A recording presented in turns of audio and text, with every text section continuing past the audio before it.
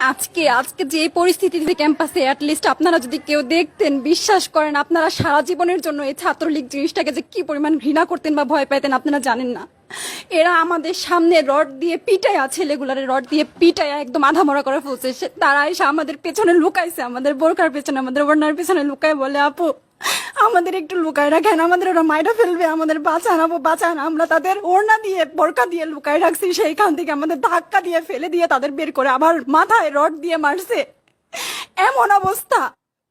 এবং তারা আমাদের ক্যাম্পাসের পরিচিত মুখ, আমরা চিনি তাদের, তারা এই অবস্থা করছে, রাস্তায় একদম শোয়াই ফেলছে। আমাদের হলের মেয়েদের বুকে বড় বড় যে আসতো ইট, এই ইটগুলো বুকে ফেঁকে দিছে, মানে একদম পুরো বুকে লাগছে, এরকম জামা কাপড় ছিঁড়ে ফেলছে, এত বাজে অবস্থা।